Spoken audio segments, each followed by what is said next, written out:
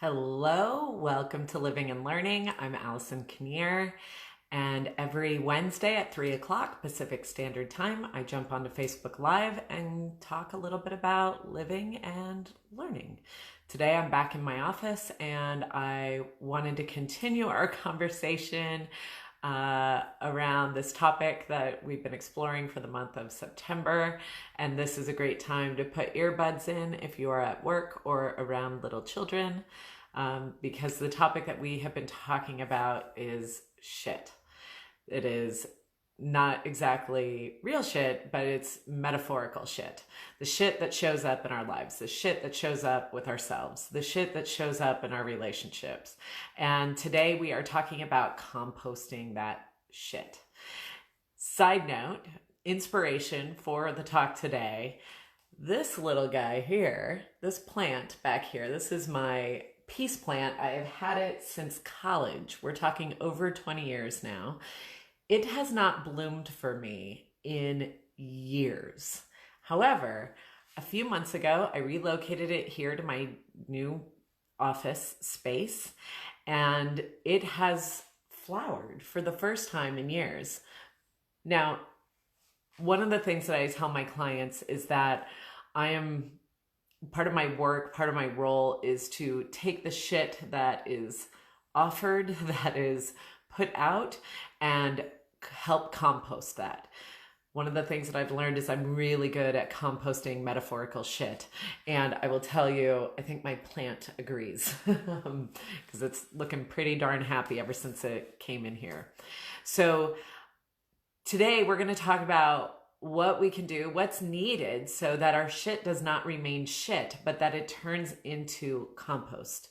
Because I think that's one of the things that we don't always realize when we are in the shit of life, is that all of that shit is really great fertilizer and has really great potential to becoming compost that can help new things grow. One of the things that I think about when it comes to the shit that comes up within us or comes up or people throw at us or that's just in our life in general is that it can be so uncomfortable to be in our shit. It can be smelly, it can be unpleasant, it can be hard to look at, it can be hard to acknowledge because that shit is just so shitty. And yet, there's great potential here. I see Richard. Hi, Richard. I see you're on. One of the things that Richard talks about at Seattle Life Coach Training is that your mess becomes your message. That the shit in your life can become compost and fertile ground for new things to grow. And that's what this life is really about. I don't believe that we are given shit in our life to just hang on to it and be like, okay, I guess I just have to be with this shit. But rather to take that shit and compost it and make life better. Make your mess into your message. So what does that actually mean? Well, and my apologies to the real gardeners out there who know all the intricacies around compost, but my experience of composting is you need material. You need material that's decomposing, and that may be unpleasant to look at or smell or be around. You need air, and you need some kind of rotation that creates a heat for it to transform. And there's, all these other components to it. But that's in general what it needs. You need the matter, you need the air, you need the rotation, you need for it to have some kind of heating, some combustion for it to change, to transform. And that's what working with a coach is. That's what working with a therapist is. That's what going to classes is. That's what all of this stuff is to help ourselves take our shit and change it and transform it. Now, when you are airing it, when you're airing it out to the world, it might be embarrassing. I've definitely encountered people along the way and I've been that person myself, who I don't want to cry. I don't want to name my shit. I don't want to do that in front of another person. But it's hard to compost that shit on your own. You have to I find that it helps so much more if you are with a gardener, so to speak, somebody who can help, who knows the ropes, who can help you transform that. And yes, all your shit can become fuel that can propel you forward, for sure. So when you are airing things out, what happens is it requires some vulnerability. It requires you, basically opening the lid on your compost bin and saying, yeah, I've got a banana and a few eggshells. Okay, but I also have that soupy, gross stuff that used to be a zucchini, but now it's just like that mushed up shit that's in the bottom of a bag. It's like that stuff can be hard to allow another person to see. And so when we invite somebody in, we don't quite, all we can see is the shittiness of it all, but all they see is the potential for growth. And when we cry, I know for me, and for those of you who have followed me for a while, you know that crying has not been something that has come easily for me in the past. When you cry, something else that I learned from Richard is tears are just energy. It's just energy moving through you. And so that's what comes up for us, is that energy, that heat, that thing that transforms our shit into compost, is just allowing that to be aired out, allowing that to be seen, allowing that to come out is so powerful in transforming it. And yes, you have to feel it to heal it. That's the part that needs to it needs air to come in to breathe some life into that. Because when we keep it under lock and key, then it becomes toxic. Then you have secondary problems. Then you have other issues because you're not composting your shit. Compost doesn't work in an anaerobic state. It doesn't work when it's dark and nothing's moving it. It just turns into more toxic sludge that attracts rats, that attracts flies, that attracts all of these other things into your life.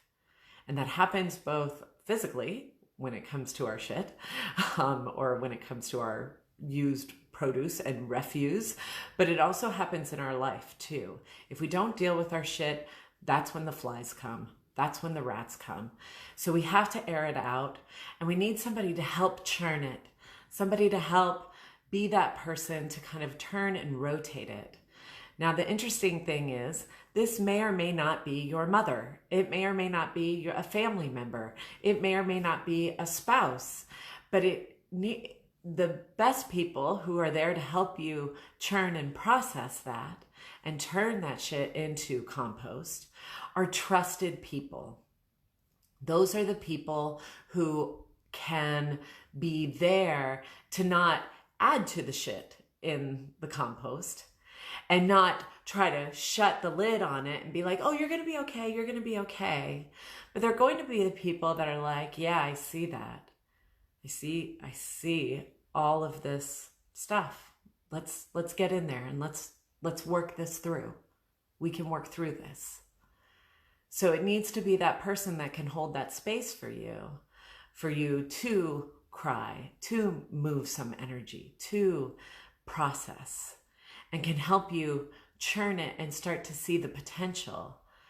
Because while we're looking at the rotting banana and the eggshells and the sludge, what used to be a zucchini sludge, what the composters are seeing, the people that are there helping, what they are seeing is calcium. They're seeing nitrogen. They're seeing all of these beautiful little nutrients that are actually helping create your compost.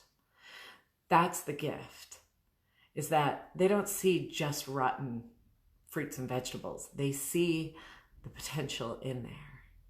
And yes, it takes heat. It takes a little bit of time, a little bit of combustion to make that change. I mean, you don't want it to explode, but you want it to kind of have an opportunity to work itself. And before you know it, that rotten banana is now feeding your garden and feeding all the things that you want to grow. If you want to grow a new dream, you want to grow a better relationship, you want to grow more confidence, you want to grow self-assuredness, all of those things you can put in your garden and tend to it well. It doesn't have to be toxic sludge that we keep in the dark in that bottom drawer in our fridge. We can actually utilize that for a greater, higher good. That's what I leave you with today. Let's see, Richard, I love this. You and I are just jamming together here. It has to come out, and it will come out in some way. Absolutely. Even if we try to keep it under lock and key, we try to keep it stuffed down and shoved down, it will come out. It will come out in an explosion. It will come out in an implosion. It will come out in disease. It will come out in the people you attract and allow to be in your life. It will come out. So we have to process it. And yes, coaches are great composters. We could make banana bread, but I don't know, rotten bananas, I guess sometimes, depending on how rotten they are. There's a fine line. Sometimes we can use it before turning it into compost and create something delicious like banana bread. And there are times when we have maybe put that shit aside for far too long and it just needs to be recycled and upgraded into real, genuine compost. So I leave you with that. I wish you I think what I encourage you to do is to look for the people that help you compost your shit in life. The people that are really helpful. And whether that's your therapist, your coach, your friend, whoever it may be, and send them a little bit of gratitude and say, thank you. Thank you for helping me compost the shit in my life. And I hope I can be there to compost the shit in your life because it means a lot to me. So I invite you to seek out people who can help you compost. One thing that I will say, talk about composting some shit in life, is that I'm actually launching a 6-week webinar for anyone. It doesn't matter where you live. For $250 called Boundaries for the Holidays. So if you struggle with allowing other people's shit to come into your compost bin, or you allow people to keep the lid on your shit so that it's never able to be composted, I encourage you to take a look. I will put a link in the comments below. I would love to have you be a part of it. It's a low investment because I'm committed to this work and because I know the holidays can be a time of financial strife and I just don't want it. I want it to be a no-brainer. So please take a look at all of that work. Hello, Danielle. I love this, a little Seattle Life Coach Training reunion. I wish you all a wonderful week of living and learning, and I will see you next Wednesday. Take care. Bye-bye.